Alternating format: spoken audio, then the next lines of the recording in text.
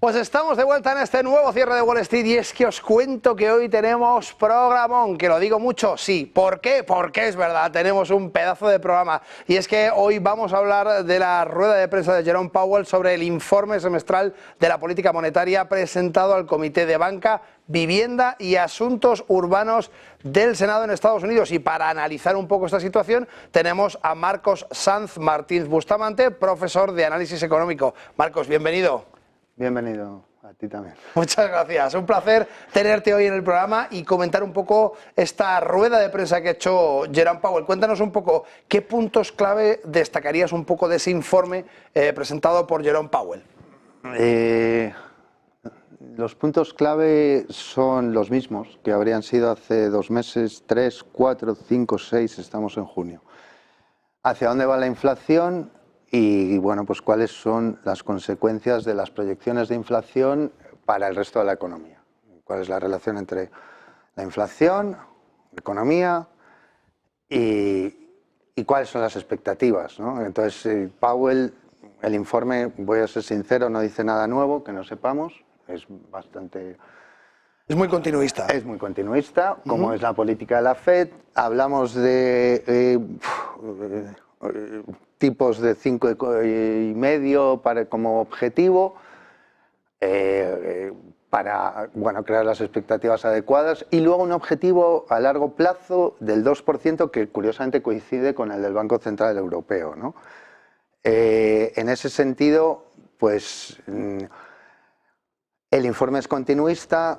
El mercado laboral estadounidense sigue sobrecalentado porque Estados Unidos genera empleo quizás que habría que ver el tipo de calidad que tiene o no en los estándares europeos, pero más allá de eso, en las estadísticas es una economía que está en una tasa de desempleo friccional, o sea, con poco, y eso supone presiones inflacionistas. A partir de ahí, pues la Fed tiene un objetivo de inflación y tiene que decidir qué va a hacer con los tipos, que no toca los tipos, toca los bonos en el mercado abierto.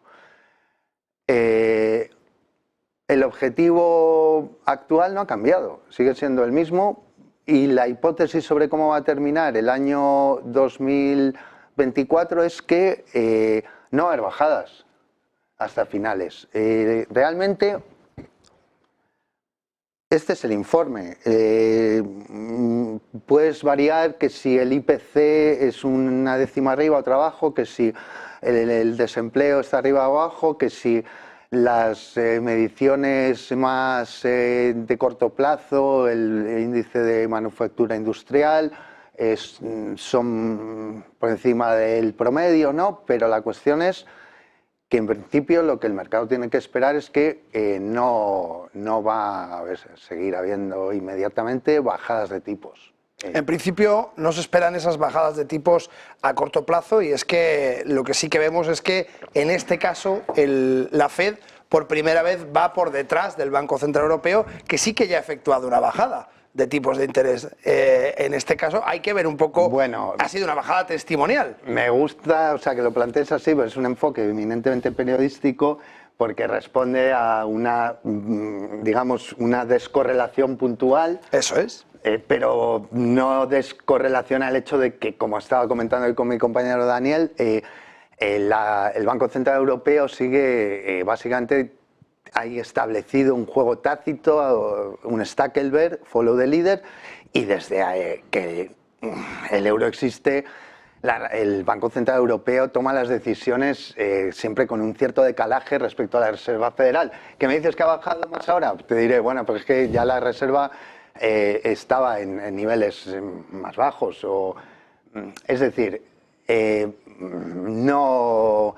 Es un tema muy interesante, ¿no? Esa correlación y ese juego de Stackelberg entre la Reserva Federal y el resto, no solo la zona monetaria, sino el resto, Australia, Nueva Zelanda, las economías del mundo anglosajón, todos siguen a la Fed, pero, y me expando aquí, la verdad, lo digo, es que la cuestión es que el dólar es la moneda ancla del sistema. Tú puedes emitir dólares y el dólar sale de tu sistema y no generas inflación dentro. Entonces, ¿quién puede hacer eso que no sea Estados Unidos? Indudablemente. Nadie. Por tanto, como son los únicos que pueden hacerlo, al final, mientras el barril de petróleo se siga comprando en dólares, se siguen demandando dólares y puedes emitir más dólares que el resto porque se compra en dólares el barril de petróleo, y ya no entro en geopolítica. Indudablemente la difusión que tiene el dólar es inmensa en las economías dolarizadas, como muy bien dices, en commodities, oro, petróleo y muchos otros commodities se cotizan en dólares, y esto hace que, lógicamente, se mueva mucho mejor. Dime una cosa, has hecho un poco una reflexión sobre la tasa de desempleo en Estados Unidos, que ha ascendido al 4.1. ¿Te parece que sería factible que tuviéramos una inflación de segunda ronda vía salarial? Porque, lógicamente, sigue siendo un mercado muy fuerte. Si tuviéramos una inflación de segunda ronda vía salarial, sería una existencia, en cierto modo, no quiero arriesgarme, pero sería una redistribución del Producto Interior Bruto, en cierto modo, que no veo que vaya a pasar.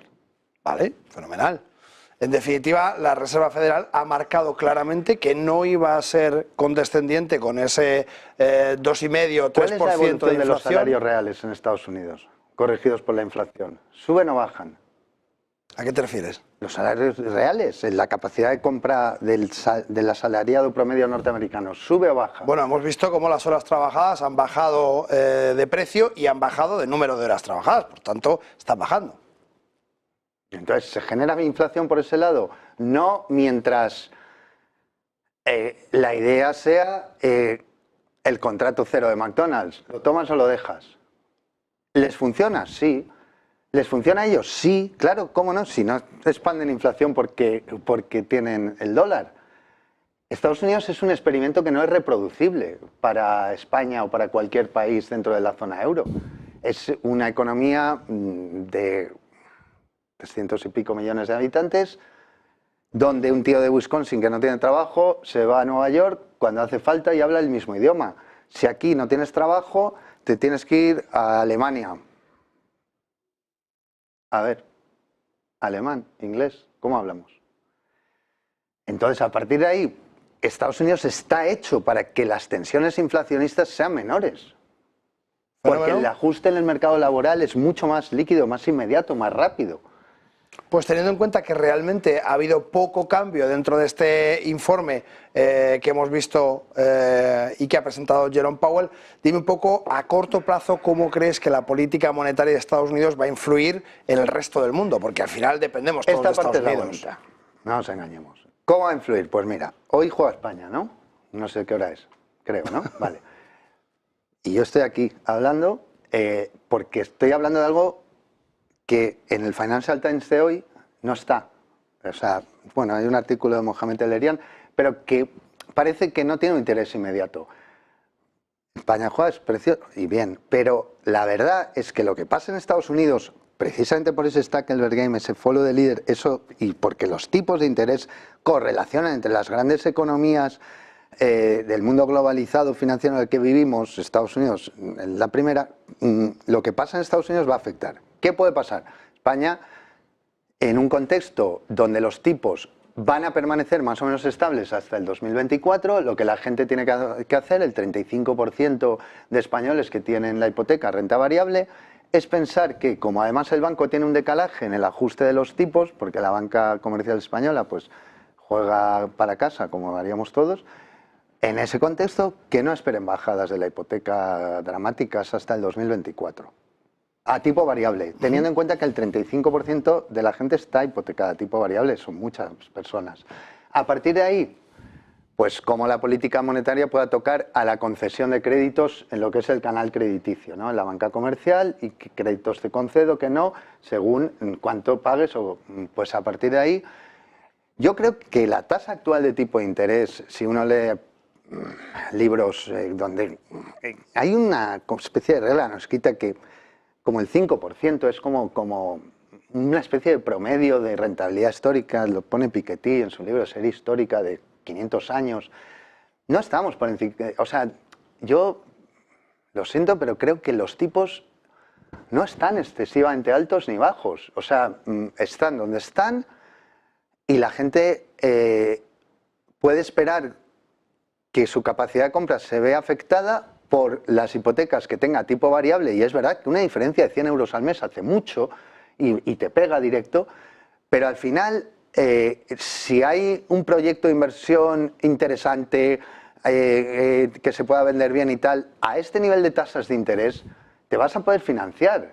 La construcción está disparada. Yo vengo del Rey Juan Carlos, de Vicálvaro, y ves, Vicálvaro está creciendo una barbaridad. O sea, no hay un solo solar libre. O sea, la construcción, hay empleo en España, hay construcción, porque los tipos no están en un nivel disuasorio.